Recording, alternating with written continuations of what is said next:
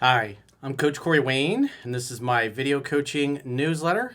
And the topic of today's newsletter is going to be she was really into me for 3 weeks, then went cold. Why?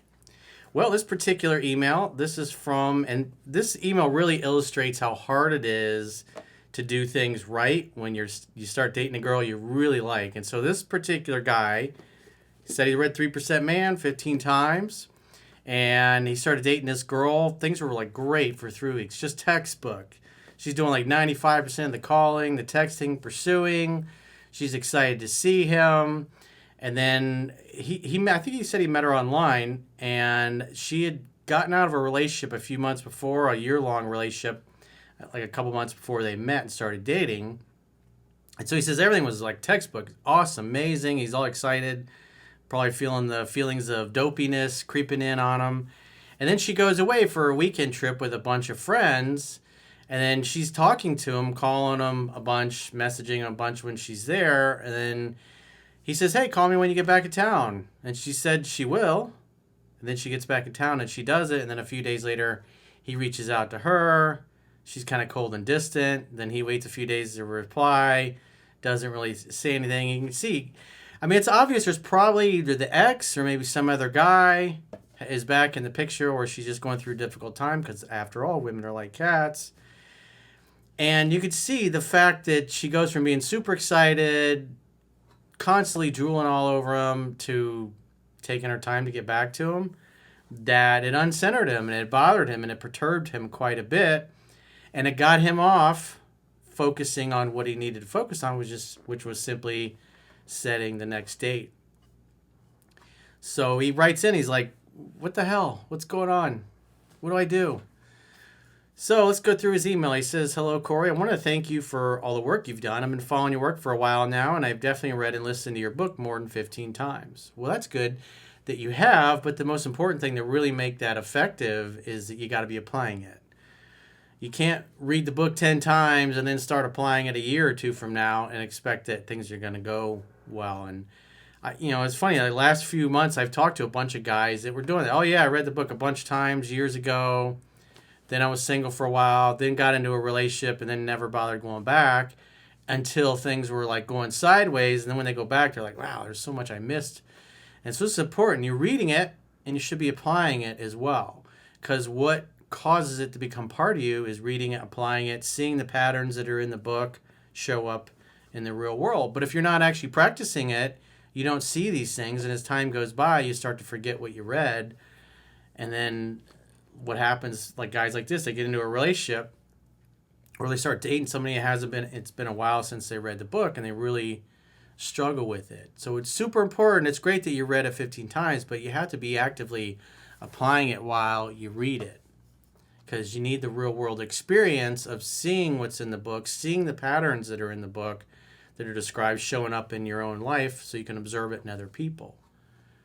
Because that's what, enough of those memories, enough of those successes, enough of those experiences helps to start undoing all the programming, the dysfunctional programming that we get through society that teaches men to act like women and women to act like men.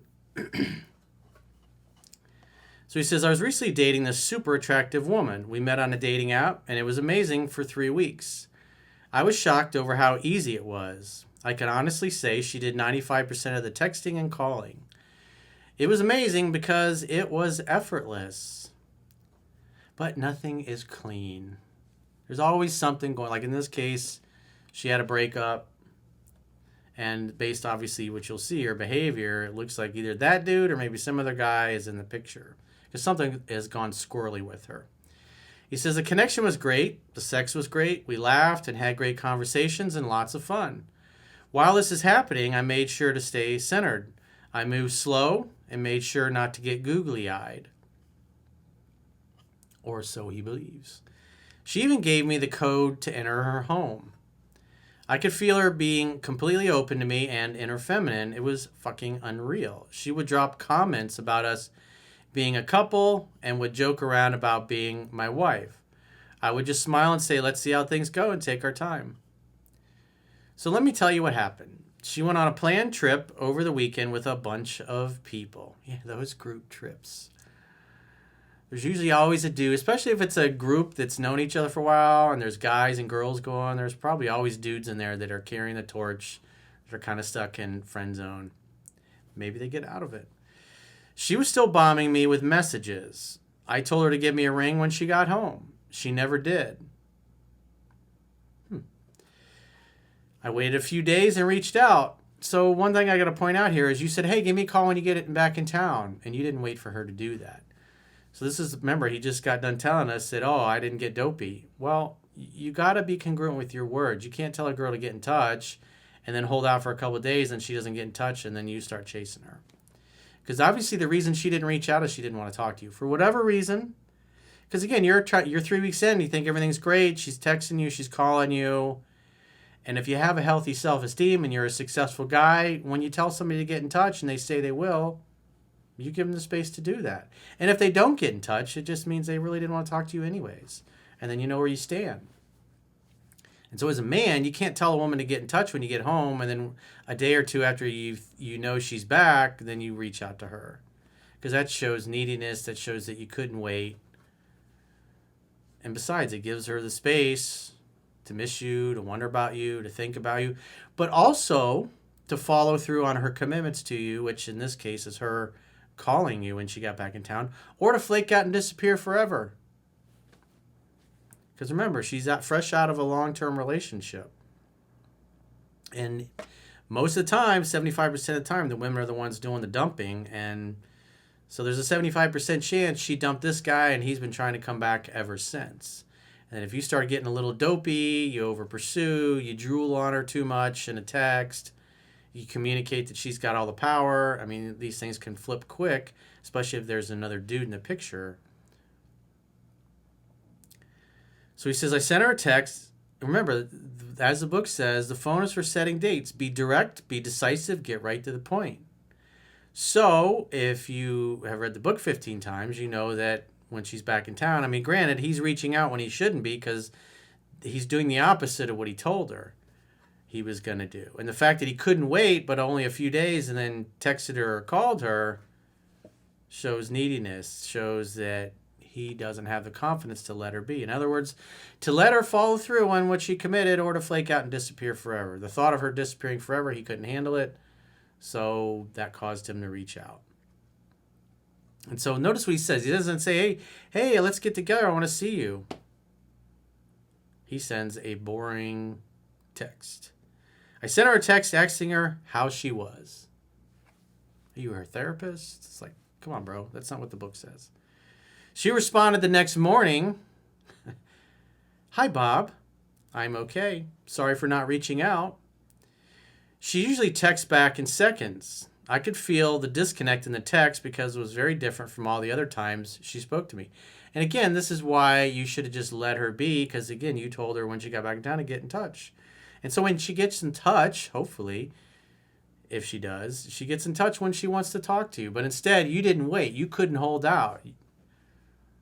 And again, this stuff is taught in the book, and you're doing the opposite of it.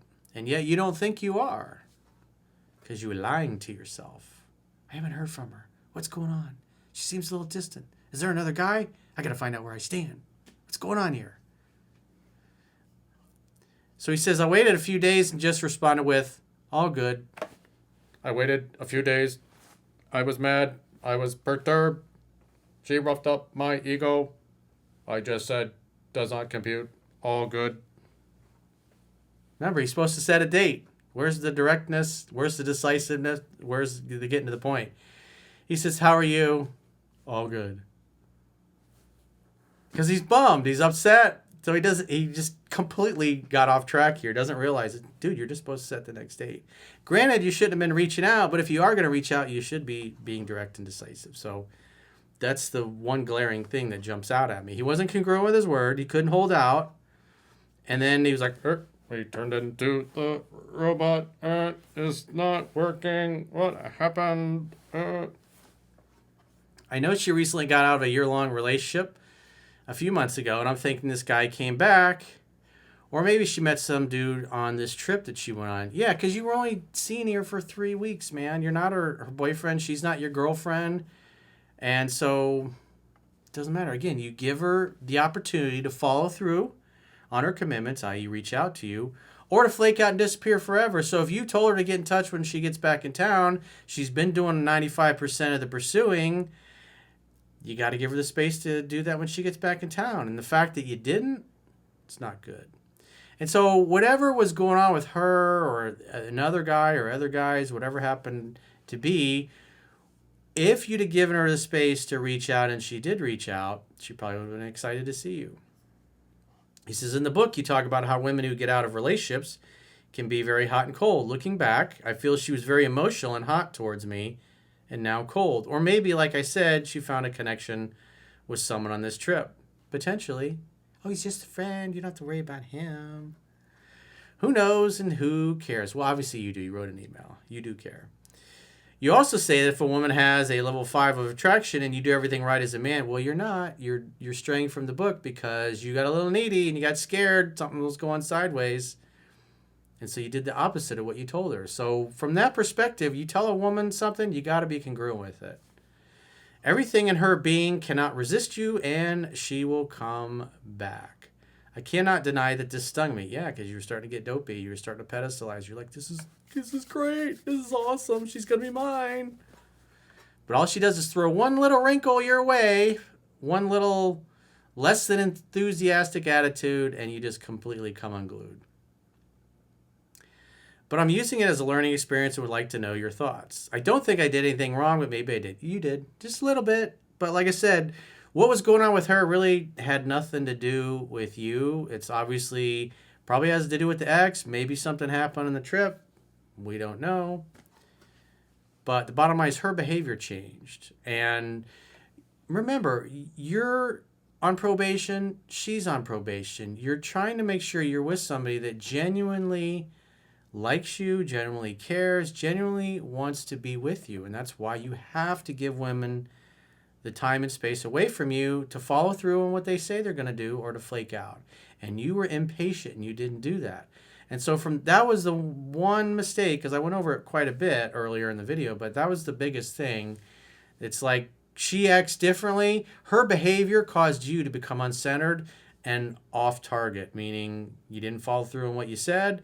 And then even when you did reach out to her, you were not direct, decisive, and didn't get to the point and try to make a date. You just, all good. All good. Your Highness, all good. I don't know what to do. The 7 rules on getting your ex back don't apply here either. Well, dating's like tennis.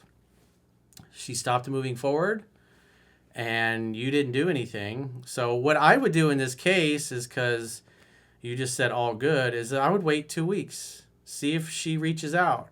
Because you're trying to give her enough space to resolve whatever's going on, and then for her to wonder, oh, that guy just kind of disappeared. He just said all good? All good. What happened to that guy? And she may reach out, but I would wait 2 weeks from the time you said, all good. And then 2 weeks from that, then reach out and say, hey, I'd love to see you. What's your schedule like? And she may be excited. She may wait a couple of days. And if she gives you anything but an enthusiastic response and say, all right, we'll figure out your schedule and get in touch. I'd love to see you and catch up. That's it. Positive, upbeat, and give her the opportunity to follow through. Because if the other guy's in the picture, you're probably not going to hear from her. And it may be a month or 2 or whatever until he screws up again. And then she'll be back in touch. And then you just set the next date. This is why I say your job is to set the appointment, is to create an opportunity for sex to happen, not go, how are you? I want to be your therapist.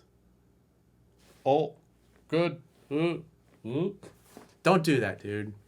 Be congruent with what you say you're going to do. But like I said, other than the little things you made a mistake in, that I was breaking your balls and doing the robot, and everybody seems to like the robot. And we're working on a compilation of the different robots. So Jade's working on that.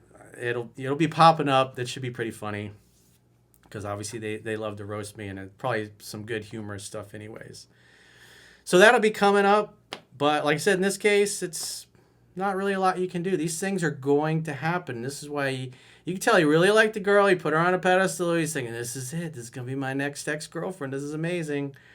And then all she did was change her behavior a little bit. And he's just like, I don't know what to do. And then everything goes out the window. Goes back to probably the way he used to be before he came across her at work. And hey, it's all you can do. Just do better. Do betterer. So if you got a question or challenge and you'd like to get my help, go to understandingrelationships.com, click the products tab at the top of your screen, and book a coaching session with yours truly. Until next time, I will talk to you soon.